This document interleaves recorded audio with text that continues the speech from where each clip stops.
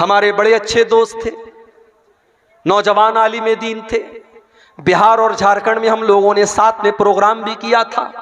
हमारे उत्तर प्रदेश के रहने वाले थे मौलाना अब्दुल रहमान साजिद सल्फी, हमारे बनारस से जामिया सल्फिया से उन्होंने पढ़ाई भी की थी। मुंबई के अंदर कुर्ला में एक मस्जिद के इमाम थे, बहुत अच्छे मुकर्रिर थे और बहुत अच्छे इंसान थे, खूबसूरत भी थे, खूबसीरत भी थे। अभी पिछले हफ्ते की खबर है, मौलाना अब्दुल रहमान साहब एक प्रोग्राम में पूना जाते हैं, वहां पे तकरीर करते हैं अल्लाह ताला की तौहीद के बारे में, उसके हुकूक के बारे में। तकरीर करने के बाद रात ही में वो मुंबई के लिए चलने लगते हैं, क्योंकि वो एक मस्जिद के इमाम हैं और मस्जिद की कमेटी ने ये कह करके रखा है कि आपको हर हाल में फजर की नमाज में रहना है।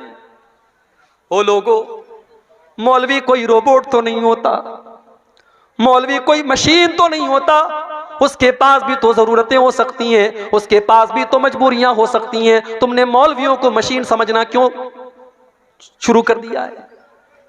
बंद कर दो मौलवियों को मशीन समझना। मदरसों में पढ़ाने वाले मौलवियों को आपने 5-5 हजार रुपए की तनख्वाह पर रखा। अरे 5 हजार की तो लोग चाय और पान खा जाते हैं, पी जाते हैं। 5 हजार में वो मौलवी किस तरीके से अपने बच्चों का पेट पालेगा? कभी आपने सोचा?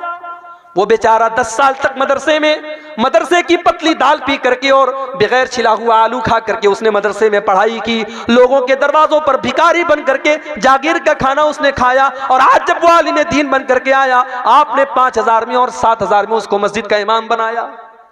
शर्म आनी चाहिए।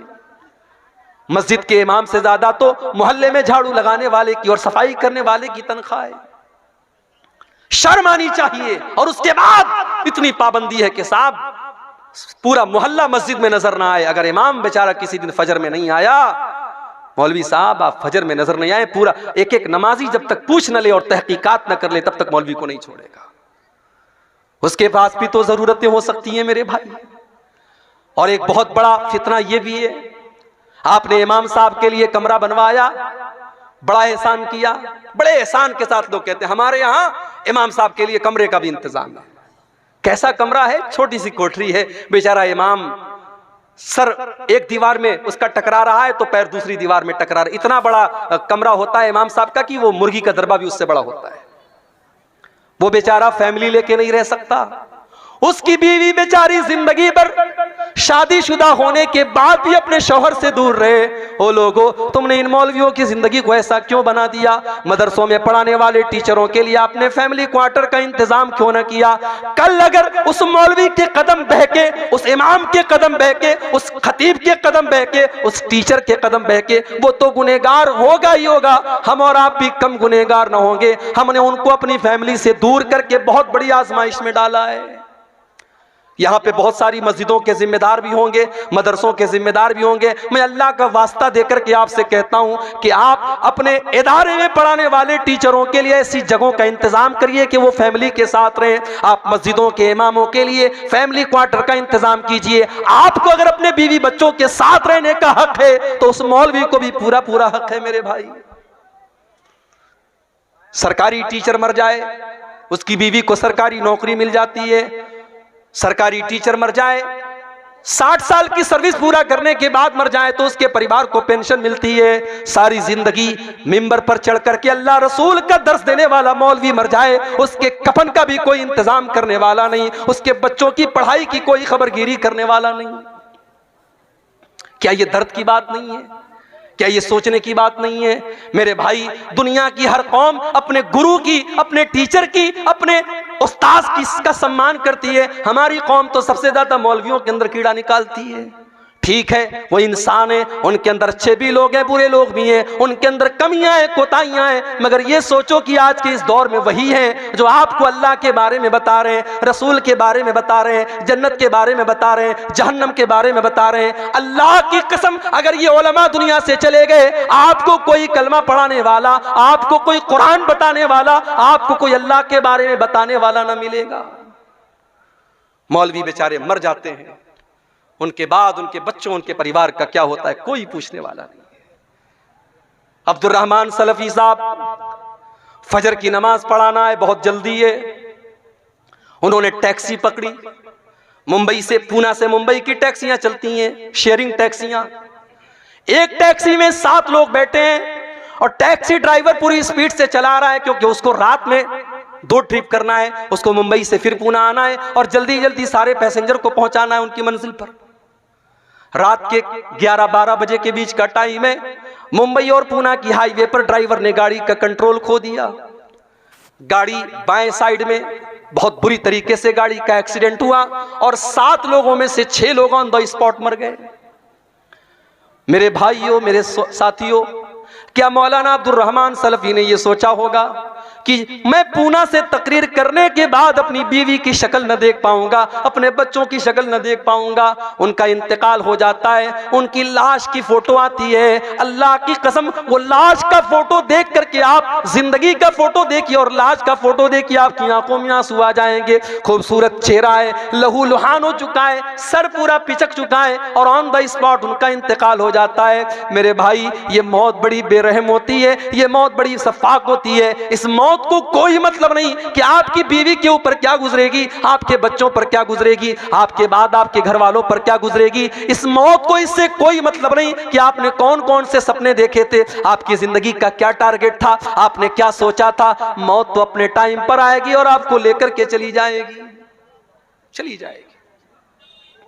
वअन्फिकू मिम्मा रज़क़नाकुम मिन क़ब्लि अन यातिया अहदकुमुल मौत। ऐ ईमान वालो, हमने तुमको जो रोजी दी है तुम उसमें से खर्च करो इसके पहले कि मौत आ जाए। फयक़ूल रब्बी लौला अख़रतनी इला अजलिन क़रीब। और जब मौत आ जाएगी तो इंसान कहेगा, ऐ अल्लाह थोड़ा सा मौका और दे देता, थोड़ा सा टाइम और दे देता। ऐ अल्लाह बहुत पैसा मेरे बैंक में रखा हुआ था, मैं तेरी राह में सदका कर देता। ऐ अल्लाह मैं तेरे रास्ते में दे देता।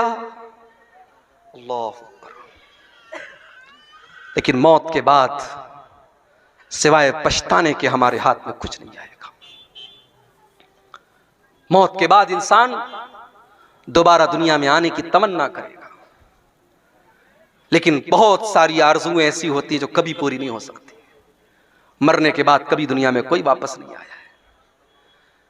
कभी रात में कमरे में आप लेटे हों और लाइट चली जाए